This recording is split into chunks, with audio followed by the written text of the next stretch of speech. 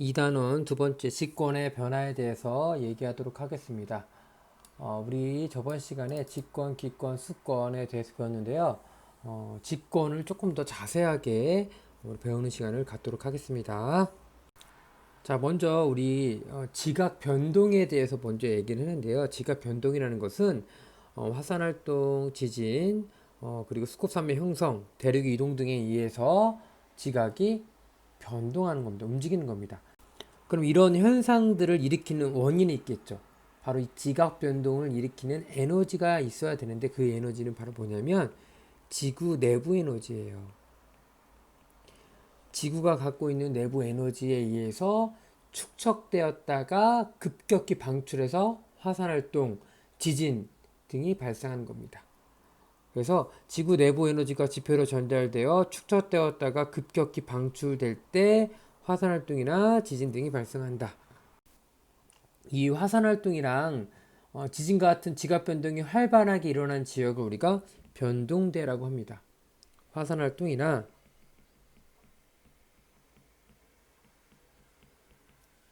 지진과 같은 지각 변동이 활발히 일어나는 지역을 우리가 변동대라고 한다. 그 중에서 화산활동이 자주 일어나는 지역을 화산대라고 하는 거고요. 지진활동이 자주 발생하는 곳을 자주 발생하는 곳을 지진대라고 하는 거죠. 자, 그리고 이 화산대와 지진대를 우리가 지도를 보고 잘 봤더니 아래 지도 나온 것처럼 비교적 잘 일치한다는 거예요. 화산이 일어나는 곳에는 거의 지진이 같이 일어난다는 얘기죠. 그리고 봤더니 어떻게 나타났어요? 이렇게 좁고 긴 띠 모양으로 분포한다. 자, 그러면 이 화산대랑 지진대가 일치하는 까닭, 즉 변동대가 특정 지역에만 분포하는 까닭이 무엇이냐면 바로 이 화산활동과 지진은 판의 경계에서 발생하기 때문에 그렇다는 거예요. 화산활동이나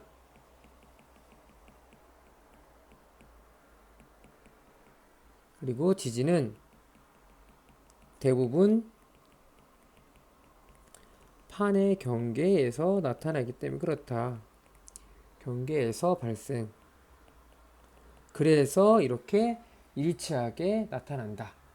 자, 그래서 여기 보시면 세계 주요 지진대, 화산대를 보시면 이렇게 고리 모양 되어 있죠. 이 태평양을 중심으로, 태평양인데 태평양을 중심으로 고리 모양을 돼서 우리가 환태평양 지진대가 되는 거죠. 여기 환자가 고리 한자잖아. 그래서 태평양을 중심으로 고리 모양으로 되어 있는 환태평양 지진대, 그리고 알프스 히말라야 지진대, 그리고 여기 해령 지진대, 이런 것들이 바로 세계 주요 화산대 및 지진대가 되겠습니다. 근데 잘 봤더니 이 지진대와 화산대는 거의 판의 경계에서 나타난다고 했죠. 그래서 대륙의 중앙부에는 거의 분포하지 않아요. 뭐 아메리카라든지 아시아 대륙에는 거의 분포하지 않죠. 중앙부에는 거의 분포하지 않습니다. 그리고 이 지진과 화산은 한태평양 지역에서 가장 많이 발생한다. 그래서 여기 일본이 바로 그 지역에 분포하고 있는 거죠. 자, 근데 화산이 일어나는 지역에는 거의 지진이 발생합니다. 왜냐면 화산이 일어나면 막 폭발하잖아. 그러니까 지진도 같이 발생해요. 하지만 지진이 발생한다고 해서 반드시 화산 활동이 일어나는 것은 아니다. 그렇죠? 지진만 나타나고 화산은 나타나지 않을 수도 있다는 얘기야. 근데 화산이 폭발하면 지진은 같이 동반하죠. 자, 그리고 환태평양 지진 때는 태평양의 가장자리를 따라서 분포하고 거의 80%를 차지한다. 그리고 이걸 뭐라고 한다? 우리가 불의 고리라고 한다. 자, 이 변동대 지형에 대해서 밑에 얘기해 보도록 할게요. 자, 여기에서 발달되는 지형이 뭐냐? 대표적으로 바로 해령이 있다. 이 해령은 대양의 한 가운데 위치한 대규모의 해저 산맥으로서 여기서 바로 새로운 지각이 만들어지는 거야. 대륙 지각이 만들어지는 거야. 그래서 요 해령 부분에서 이 양쪽으로 용암이 나오면서 새로운 지각이 만들어지면서 밀어내는 거죠, 판을. 그래서 얘는 바로 새로운 지각이 만들어진 해저 산맥이다. 대표적으로 대서양 중앙 해령이 있다. 그래서 요 안에는 이렇게 보면은 이런 식으로 되어 있어요. V자 모양으로 열곡이 있다. 열곡이 있다. 거기서 이제 용암이 이렇게 나오는 거죠. 자, 그래서 주변의 심해저보다 수심이 약 2km 왔고 해령 중심축에는 V자 모양의 열곡이 있다. 자, 아래쪽 보겠습니다. 열곡대는 대륙지각이 확장되면서 갈라진 중심부에서 발달된 열곡이 길게 띠 모양으로 이루어진 형태, 동아프리카 열곡대가 있다. 즉 여기 보시면 그림이 잘 보이진 않지만 요 동아프리카 지역의 여기 부분에 바로 열곡대가 발전됩니다. 여기서는 아까 이 바다의 해령에서는 해양 지각이 만들어진다고 했잖아. 얘는 열곡대에서는 대륙 지각이 만들어집니다. 그래서 대륙 지각이 확장되면서 갈라지는 중심부에 발달된 열곡이 길게 띠 모양으로 이루어진 형태를 우리가 열곡대라고 얘기합니다. 자, 그리고 해구가 있는데요. 해구는요, 우리 폭이 좁고 수심이 매우 깊은 해저 골짜기라고 합니다. 지도상에서 보시면 해구는 이렇게 여기에 반이 발달합니다. 그래서 대륙 지각과 해양 지각이 만나는 부근에서 만들어집니다. 자, 여러분들 대륙 지각 이렇게 있어요. 뭐 해양 지각 이렇게 치자. 해양 지각이 있어요. 대륙 지각하고 해양 지각하고 어떤 게 밀도가 크죠? 얘가 밀도가 크죠? 밀도가 크기 때문에 얘가 아래로 삽입되는 거야. 그래서 요 깊은 골짜기 생기겠죠. 요 깊은 골짜기를 우리가 해구라고 한다고. 그리고 폭이 좁고 수심이 매우 깊은 해저 골짜기, 주로 태평양의 가장자리 분포한다. 그래서 마리아나 해구, 알류산 해구 같은 게 바로 해구가 된다. 자, 그리고 호상열도는 뭐냐면 호 모양으로 이루면서 배열되어 있는 화산섬들, 일본 열도를 말하는 거죠. 이렇게 되다가 여기서 마그마가 나와서 이렇게 섬 같은 게 만들어지는 거야. 이게 바로 호상열도가 되겠습니다. 자, 스콥 산맥은 우리 조산운동에 형성된 거대한 산맥으로 대륙지각과 대륙지각이 만나는 거야. 대륙지각과 대륙지각이 만나면 얘가 이렇게 같으니까 이렇게 위로 올라가겠죠? 올라가면서 만들어지는 산맥이 바로 스콥 산맥입니다. 자, 이렇게 대충 선생님이랑 같이 이 변동된 지형에 대해서 얘기를 했습니다. 여러분들이 헷갈리지 마시고 잘 하셔야 될 것 같습니다. 자, 그러면 아래쪽 판 구조에 대해서 얘기해 보도록 하겠습니다. 이 지구는 여러 개의 판으로 이루어져 있고 이 판이 이동하면서 판의 경계 부분에서 지진이나 화산 활동 같은 지각 변동이 일어난다는 이론을 우리가 판 구조론이라고 합니다. 그래서 우리 지구는 여러 가지 판으로 이루어져 있고요. 유라시안판 뭐 그런 것들이 부딪혀서 우리가 지각 변동이 나타난다는 이론입니다. 자, 그러면 판의 구조에 대해서 얘기해 보도록 할게요. 자, 여기 판이라 나와 있고 암석권, 연합권이 있는데 우리 기억나는지 모르겠지만 우리 지구는 가운데에 내핵이 있고 외핵이 있고 멘틀이 있고 그 위에 지각이 있다라고 얘기했었죠. 이 부분을 좀 확대해 보면 이렇게 지각이 있고요. 그 아래는 멘틀이 있죠. 그 그림을 조금 아래쪽에 자세하게 나와 있죠. 그 그림을 나타내고 있는 거야. 그래서 대륙지각, 해양지각.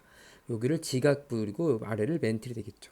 근데 멘틀의 윗부분이 딱딱한 부분이고요. 아래쪽은 약간 물렁물렁한 좀 부분적으로 용륜되어 있는 부분이죠. 그래서 요 부분을 딱딱한 부분을 우리가 암석권이라 그러고 이 안에 있는 이 부분적 용륜되는 것을 우리가 연약권이라고 합니다. 그래서 그 위에 있는 이 암석권을 우리가 뭐라고 하냐면 판이라고 하는 거야. 그 멘트를 위해서 떠다니는 거야. 그래서 지각과 상부 멘틀의 일부를 포함하는 거야.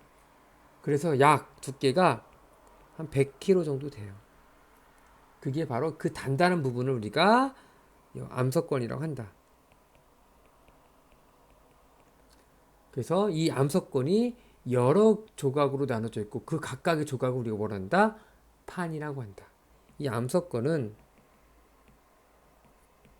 여러 조각으로 이루어져 있는데 이 조각을 우리가 판이라고 한다. 자, 그 밑에 있는 것은 우리가 연약권인데 요 연약권은 암석권 밑에 약 100km 우리 지각으로부터 100km에서 400km 그 사이 구간이에요. 물론 구간 깊이는 외울 필요는 없습니다. 그래서 얘네들은 부분적으로 용융되어 있고 그래서 유동성을 갖고 있습니다.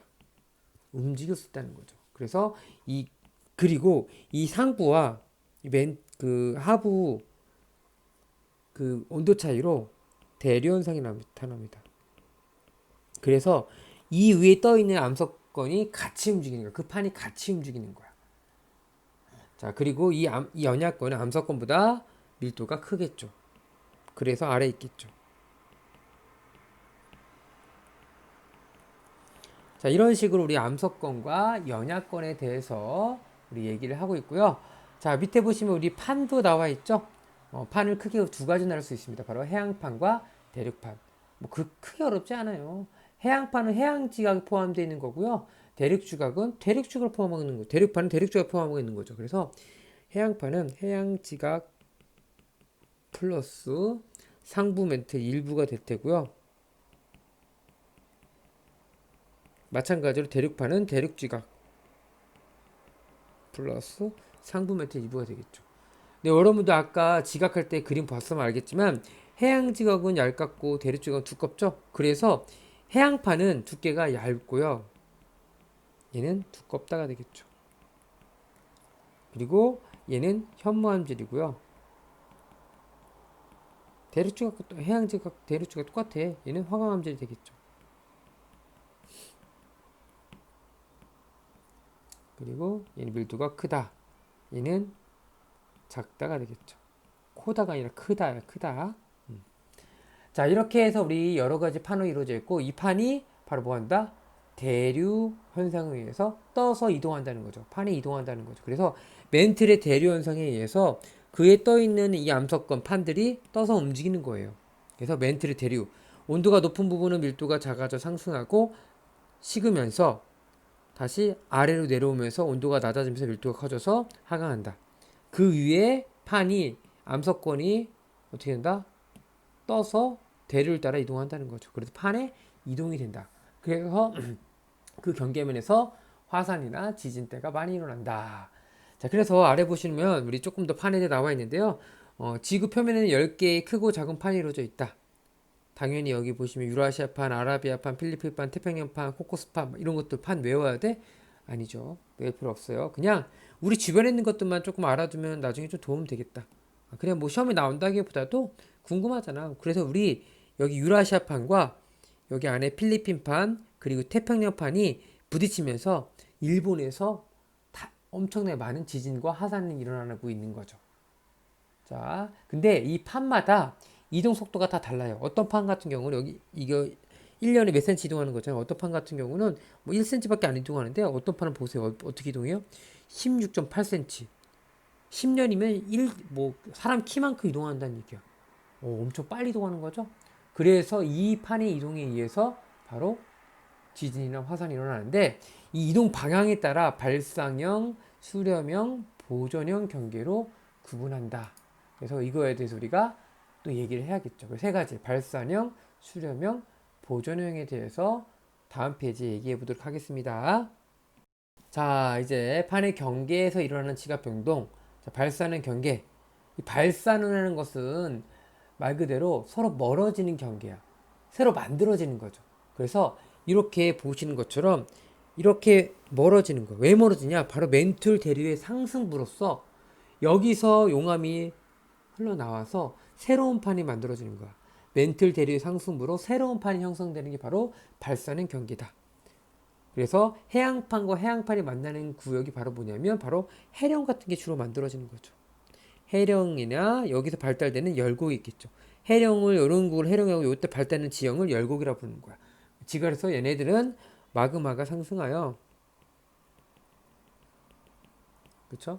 화산 활동이 활발하죠.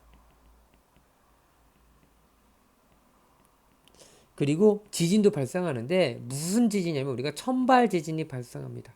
천발이라는 것은 지표면 근처에서 일어나면 천발, 그리고 깊숙이 일어나면 신발이라고 합니다. 오케이? 이때 요 대표적인 지형이 바로 대서양 중앙해령이 되겠죠. 자, 오른쪽 보겠습니다. 이제는 대륙판과 대륙판이 만나는 경우. 아까 우리 동아프리카 열곡대 얘기했었죠? 그게 바로 발산의 경과입니다. 동아프리카 열곡대. 왼쪽은 우리가 새로운 해양 지각이 만들어진다면 오른쪽은 대륙 지각이 만들어지는 거죠. 그래서 마그마가 마찬가지로 상승하여 화산 활동이 많이 일어나죠. 그리고 천발 지진이 일어납니다. 그대로 써주면 돼요. 이때 발달되는 지형은 열곡대가 발생한다. 여기서 바로 새로운 대륙 지각이 만들어진다. 이렇게 새로운 지각이 만들어지는 것을 우리가 새로운 판이 형성되는 것을 발사능 경계라고 합니다. 자, 그러면 두 번째, 이제 수렴형 경계는 말 그대로 수렴되는 거니까 모여드는 거야. 모여드는 경계입니다. 그 얘네들은 어디에서 모여드냐? 바로 하강부에서. 올라간 데서 떨어진 데가 있잖아. 떨어진 데서 여기서 바로 수렴한다는 얘기죠. 판이 소멸되는 겁니다. 그래서 크게 두 가지가 있는데요. 섭입형과 충돌형. 섭입형은 밑으로 내려가는 거죠. 그래서 여기 보시는 것처럼 해양지각과 또 해양지가 만나면 조금 더 무거운 해양지각이 밑으로 내려가는 거죠. 그래서 여기서 지진과 화산이 발생하고 또는 또 해양지각과 대륙지각이 만났을 때 더 무거운 해양지각이 밑으로 내려가는 거죠. 그러면서 섭입하는 거죠. 들어가는 거죠. 그래서 얘네들은 얘기를 해보면 해양판과 해양판 같은 경우는 상대적으로 밀도가 큰 해양판이 밀도가 작은 해양판으로 섭입된다. 그래서 화산활동이 활발한다. 그래서 이 화산활동이 어디서 발생하냐면 여기 나온 것처럼 밀도가 작은 판, 떠있는 판에서 여기 뚫고 나와야겠죠. 예, 무거운 곳은 밀도가 큰 곳은 내려가잖아. 그러니까 밀도가 작은 판에서 화산활동이 일어나겠죠. 그래서 대륙지각에서 어떻게 된다? 여기서는 오른쪽에서는 대륙지각에서 화산활동이 일어나는 거죠. 그래서 해양판이 대륙판 아래로 내려가고요. 섭입대의 지각이 녹아서 마그마가 생성되므로 화산활동이 활발한다. 어디 쪽에서? 대륙판 쪽에서. 자, 그래서 해국 쪽은 천발 지진이 발생하고요. 천발 지진은 위에서 발생해요. 여기 해구 쪽, 여기 해구 쪽 위에서는 천발 지진, 이 대륙 지각으로 갈수록 깊어지잖아. 그래서 대륙 쪽은 신발 지진이 발생한다. 그래서 해구 쪽은 천발, 그리고 대륙 쪽은 신발 이렇게 발생합니다. 여기 지형을 대표적으로 해양판 같은 경우도 마찬가지로 해구. 사실은 이거 뭐 그렇게 뭐 분류하고 그러진 않지만 그래도 써볼게요. 선생님이 써 있으니까 호상열도 여기도 마찬가지로 호상열도 차이가 있다면 여기 요 부분에 산맥이 발생하잖아. 이 산맥이 바로 스콥 산맥입니다. 자, 그래서 왼쪽은 마리아나 해구 같은 경우, 오른쪽은 일본 해구, 뭐 페루 찰레 해구.